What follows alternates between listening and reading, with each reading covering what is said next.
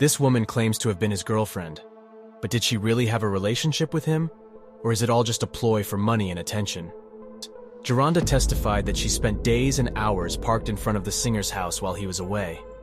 The defendant's lawyer is grilling Geranda, asking her to produce any proof of their supposed relationship. But Geranda couldn't produce any evidence. No pictures, no texts, no emails, nothing. The only thing she had were 3 pictures of herself in the singer's bedroom. But guess what? She only got access to his house while he was away touring overseas. So how did she get in? The defense lawyer reveals that Geranda got into the house with the help of a man in his camp. Geranda sneaked into his house with the help of a crooked member of his crew. And this is where it gets even messier, folks.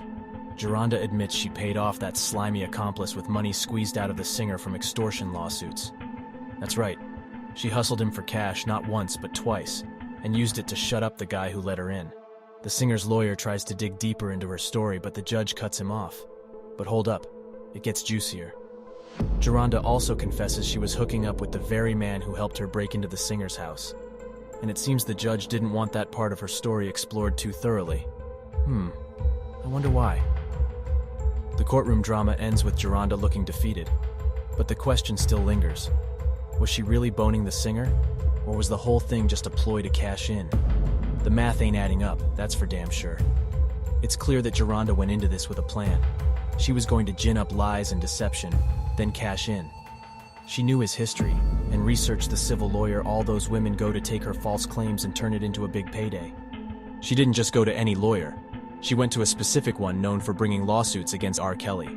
It is eyebrow-raising that Geranda chose to go to a civil lawyer, particularly one known for suing R.Kelly, rather than going to the police station to report the alleged abuse. Was she so desperate to concoct fake proof and strengthen her bogus lawsuit that she was willing to commit breaking and entering and theft? Roshona's story more like a tall tale, the star witness of Chicago case. A quick background. This woman went to the grand jury, testified and said she is not the woman on the tape, and then deliberately refused to cooperate with prosecutors from jump, rejecting the accusations against her and went on with her life. It came out that one of the prosecutors saved the star witness name as Boss Baby, and had secret meeting with her outside the working hours, calling a star witness a boss baby to manipulate her into giving them boss testimony so she could get that boss check while they get they boss conviction. That little nickname told us everything we need to know about how them prosecutors saw her. As their boss baby, they could script and make dance for their paycheck. Otherwise, she was worthless to them. In short, that boss baby nickname showed those prosecutors' willingness to infringe on ethics and subordinate truth in favor of they boss conviction. A star witness, who only found her star testimony 20 years later when $14 million was on the table.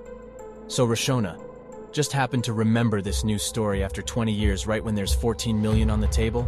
What a crazy coincidence. Roshona refused the government's story for 20 years. She was a grown woman during the singer's whole prosecution. She was grown woman when the so-called tape came out in 2002. She was grown when they indicted R.Kelly the first time. She was grown when she testified at the grand jury and said that is not her. And she was grown at his trial in 2008. But only in 2021 did this chick pop back up with her hand out, thinking a few $1 million could buy her a spot on the right side of history. You mean to tell me you were fine sticking with your original story for 2 decades until a big fat check got dangled in front of your face?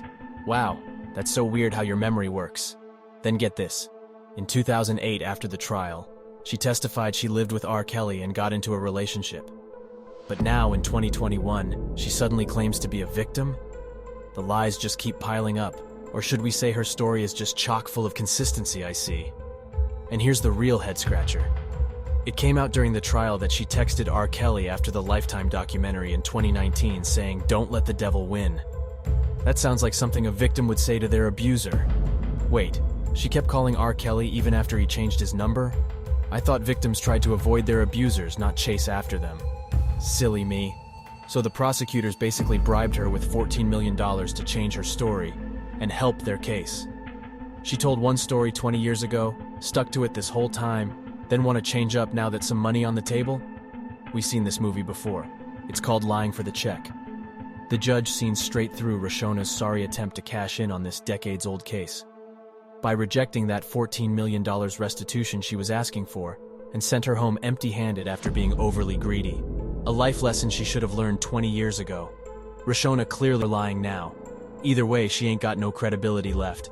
Despite the promise, the judge rightly rejected giving her a dime of that 14 million.